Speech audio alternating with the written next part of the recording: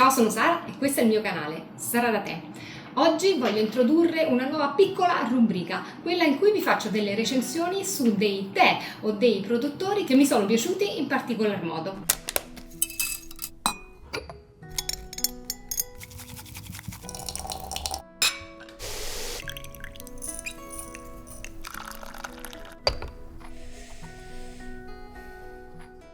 Oggi voglio parlarvi dei tè di Karma Tea Co. Karma Tea Co è una realtà che nasce a Londra nel 2019 da Alison, una appassionata di tè che voleva portare tè di buona qualità a disposizione del grande pubblico in maniera accessibile e soprattutto aveva in mente appunto di sviluppare un'attività che tenesse conto anche dell'etica del lavoro e anche della sostenibilità ambientale.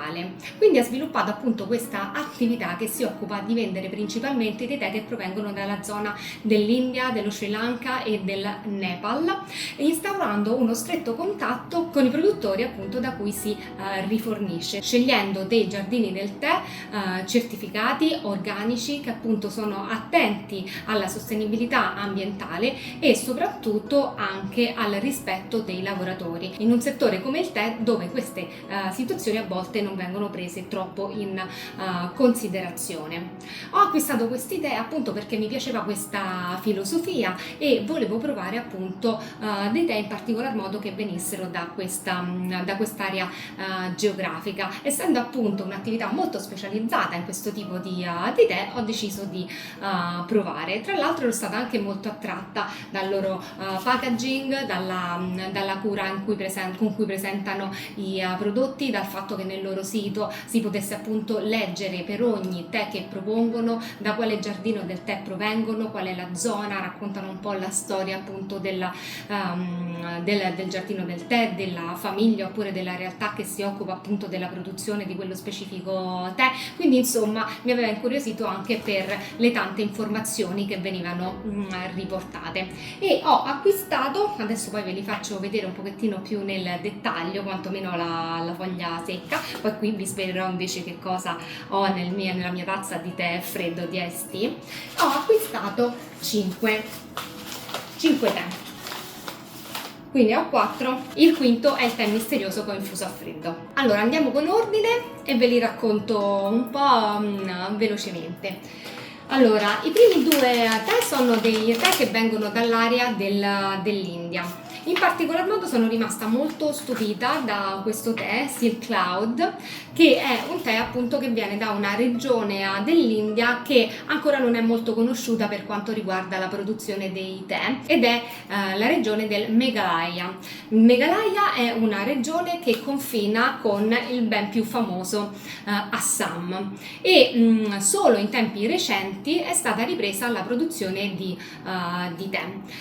Questo tè in particolar modo viene dal giardino del tè con un nome abbastanza particolare, la Kirsiu, spero di averlo pronunciato bene, e di cui tra l'altro avevo sentito parlare anche all'interno di un podcast sul tè che ascolto generalmente, perché è così particolare, o meglio perché ha questa storia particolare. La regione del Meghalaya in realtà non è tendenzialmente una regione di nuova produzione di tè, è una regione che insieme all'Assam, al Darjeeling, al Nilgiri nell'800, quando appunto la compagnia inglese delle Indie Orientali stava testando un po' il territorio indiano per poter cominciare appunto la produzione in proprio di tè nelle proprie colonie indiane, era una di quelle zone che era stata presa in considerazione. Purtroppo poi nel momento in cui appunto bisognava un po' mettere in pratica questa produzione di tè, ci si è resi conto che in realtà in questa zona, in questa regione dell'India non era presente così tanta forza lavoro necessaria appunto per mettere in piedi una produzione di tè di un certo tipo. Tra l'altro la popolazione locale era caratterizzata comunque da delle tribù abbastanza ostili che comunque non permettevano l'accesso al proprio territorio da parte degli stranieri, e quindi diciamo che in questa fase di esplorazione, avendo poi trovato comunque altre altre zone in cui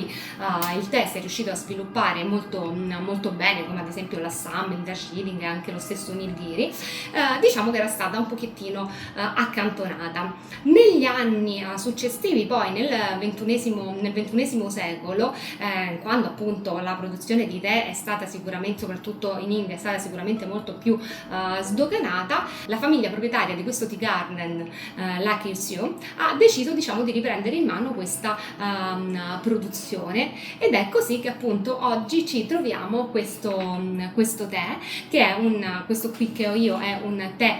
nero, che è un tè nero, diciamo, con dei sentori molto simili ai sentori di un tè nero del Darjeeling, ma chiaramente con delle sfumature, delle note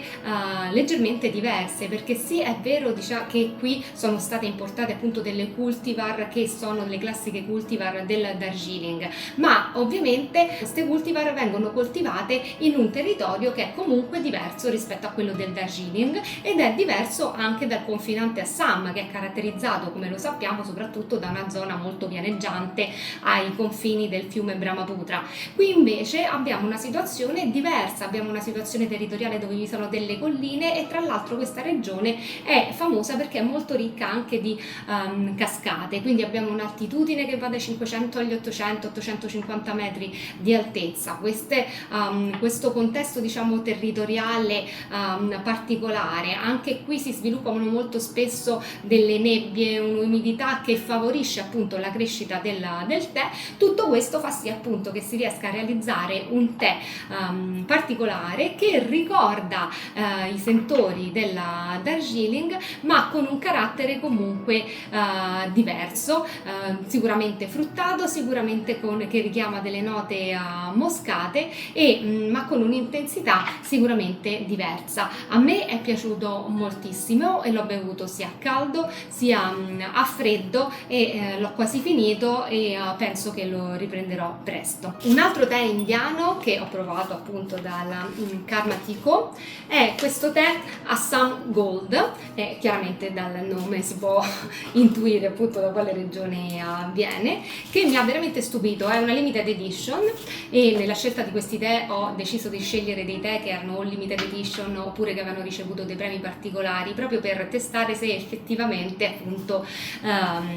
la fama corrispondesse poi alla bontà in tazza, e devo dire che confermo assolutamente, ancora prima di finire l'escursus sui tè che ho comprato. E questo tè è un altro tè che mi ha sorpreso molto, diciamo a livello mio personale. Io tendenzialmente non amo particolarmente i tè dell'Assam, anche se bevo di tutto e do chance a qualsiasi tipo di tè, perché mi piace comunque provare, e spesso appunto si hanno delle sorprese. Questo per esempio è stata veramente una sorpresa, perché posso dire che è il tè dell'Assam che ho bevuto fino adesso che mi è piaciuto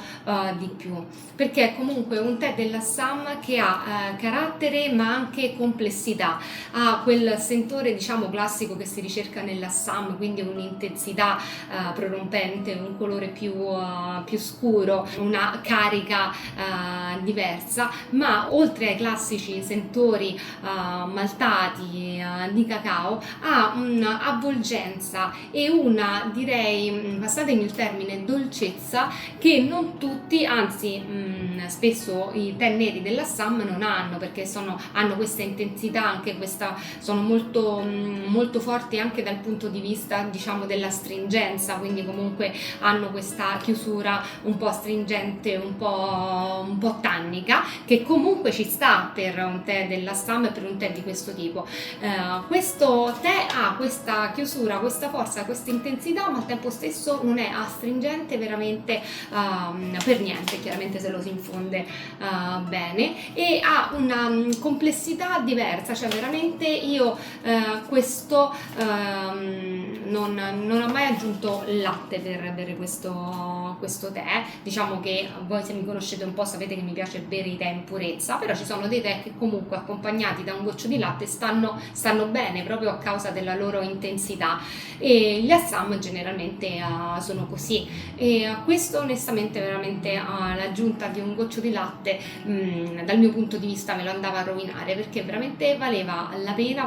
la pena assaporarlo così com'è, perché è veramente una scoperta. Poi mi sono un po' spostata come zona e sono andata a scegliere anche dei tè provenienti dal Nepal. Il Nepal, al contrario dell'Assam, è invece una regione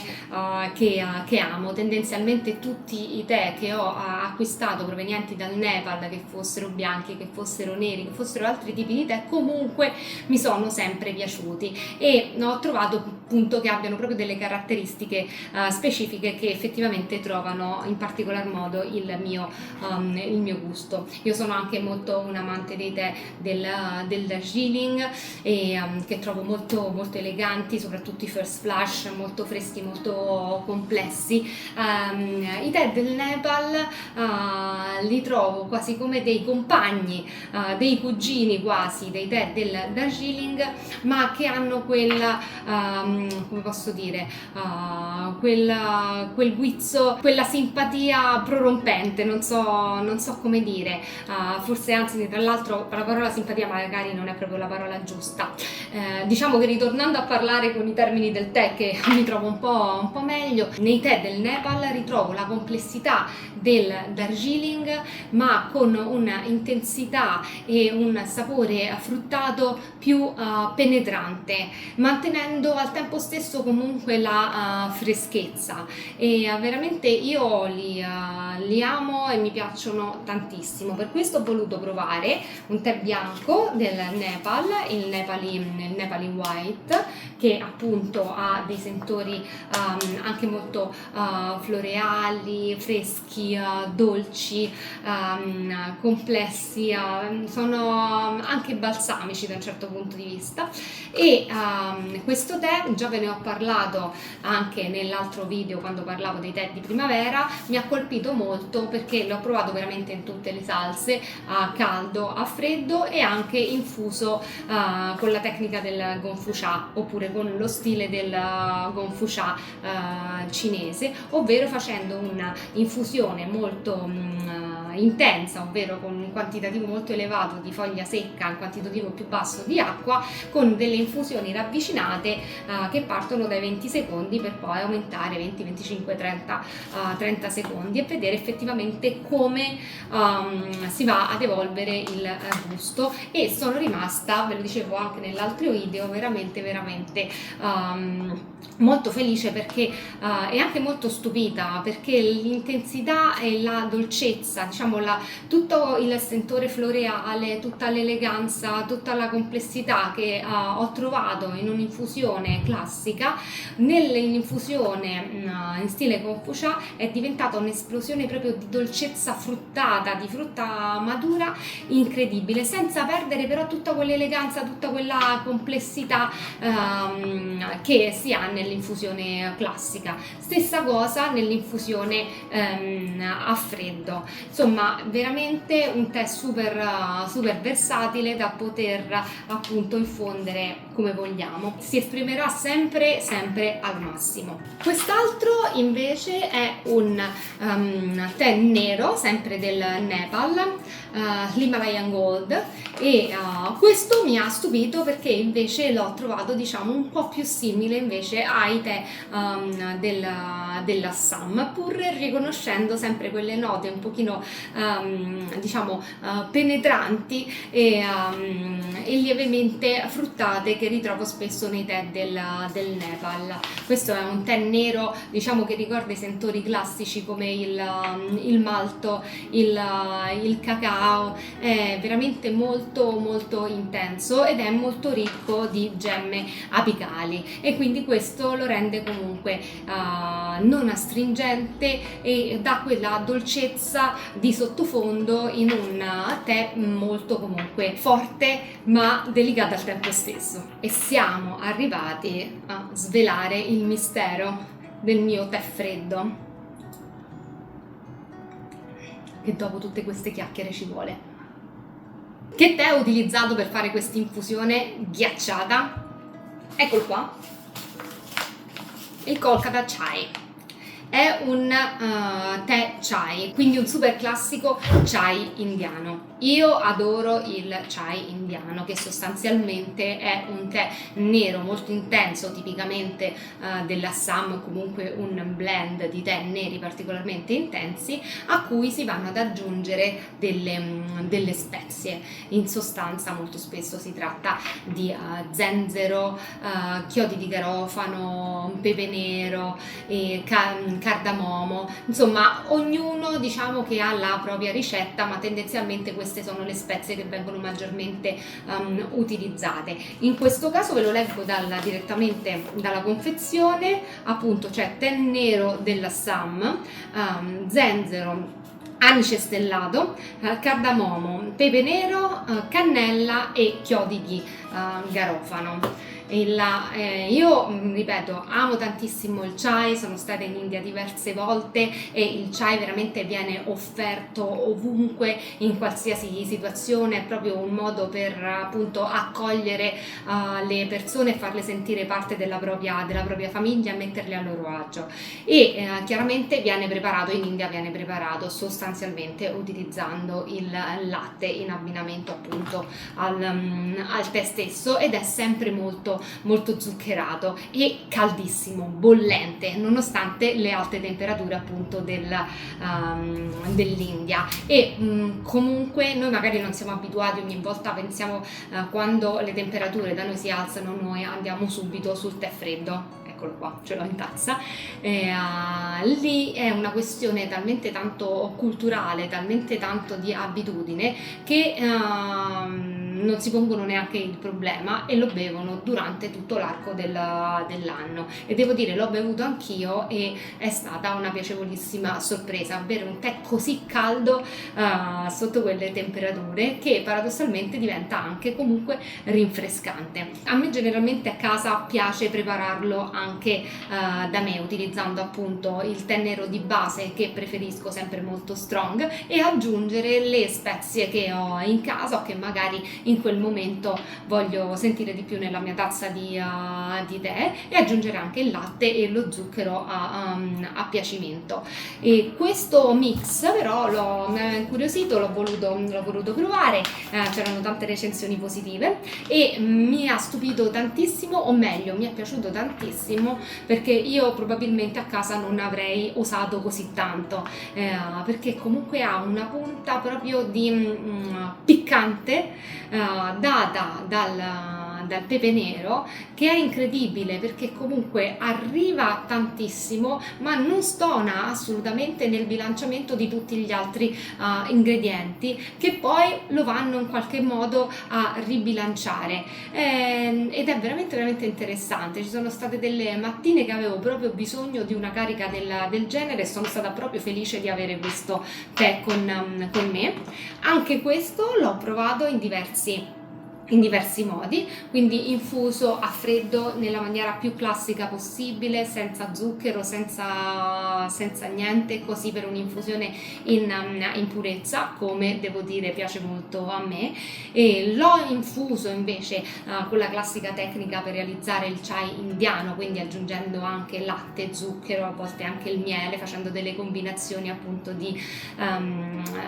sapori, e viene chiaramente buonissimo. E anche qui infuso non a freddo in questo caso, ma fatto appunto con un'infusione a caldo per tirare fuori tutte le spezie e tutti gli aromi che vengono molto fuori soprattutto dalla prima infusione, e poi andare ad abbattere la temperatura direttamente nello shaker con del ghiaccio, per andarla a bere direttamente così, bello ghiacciato fresco,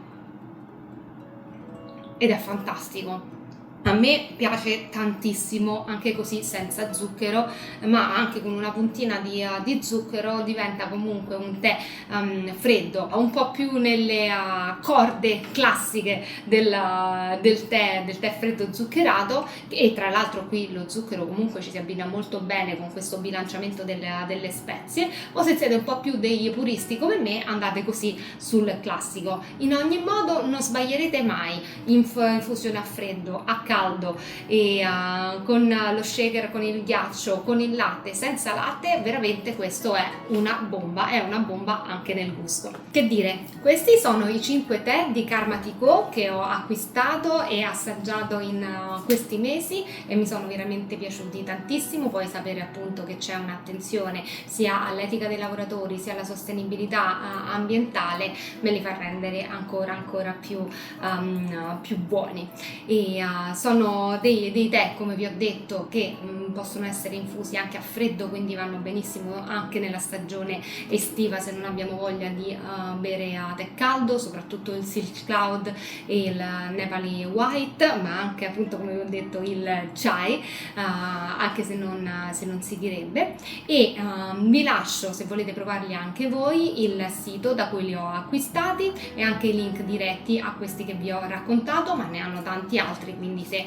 lanciatevi anche nella scelta di qualche altro tè da provare, perché veramente io ne ho scelti 5 tè, non li conoscevo assolutamente, volevo provarli, sono andata sulla fiducia e tutti e 5 veramente